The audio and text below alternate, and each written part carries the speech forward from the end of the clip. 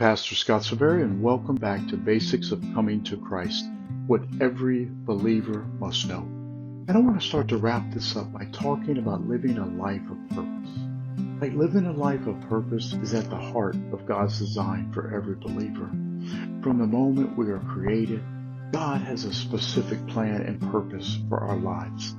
This purpose is not only related to our own personal growth and joy, but also to how we can impact the world around us through the gifts and the talents we've been given from God. See, the concept of living a purposeful life is grounded in the belief that God has prepared specific good works for us to do, and that these works will bring Him glory and blessings to other people.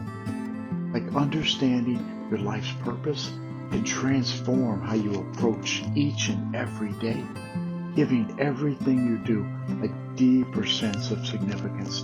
No matter where you are in your walk with God, you can begin to align your life with His greater plan. What I would like for you to do is begin to explore and discover how to live your life out in purpose in a way that honors God. Like this journey will involve seeking God's guidance and using your unique gifts and actively serving others with the love and compassion of Christ. Like discovering your purpose, you begin to seek God's guidance. And the first step to living a life of purpose is, what is God's will for my life? According to Proverbs 3:5-6, trust in the Lord with all your heart and lean not on your own understanding. In all your ways submit to Him, and He will make your path straight. To find your purpose in God's will, you must be intentional about seeking God's direction in prayer through the reading of Scripture and in times of reflection and meditation. This is a process that takes time and often requires patience as God reveals His plans step by step. Start a daily devotional habit. Begin each morning by reading a Bible passage and asking God, what is the purpose that you're calling me to fulfill today? Trust that God will speak to you and guide you in both big and small decisions. So I offer you a chance of self-reflection. Ask yourself, in what areas of my life have I been leaning on my own understanding rather than seeking God's guidance? How can I grow in trusting God's leading in every aspect of my life? Utilize your gifts.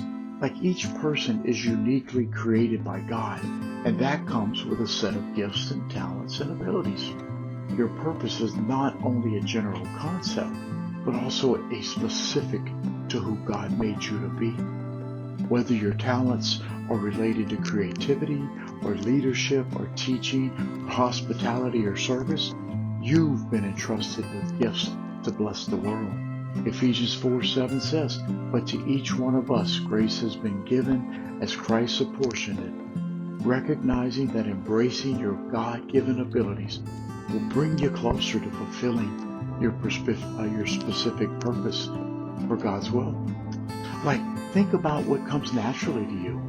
Like those skills or activities that bring you joy and make you feel alive. Like, for example, if you love working with kids, perhaps God's leading you to volunteer in children's ministry at your local church.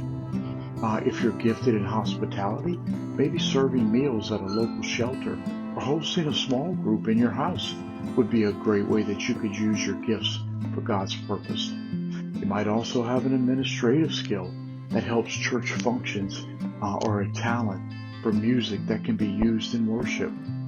The key is to discover your gifts and let them lead you to places of service. And serve others.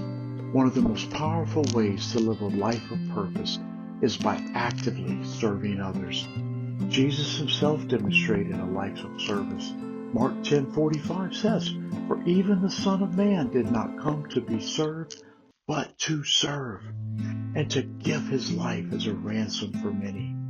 See, when we serve others, we live out God's plan for us. We reflect His love to the world. Service goes beyond volunteering at a food bank or helping a neighbor.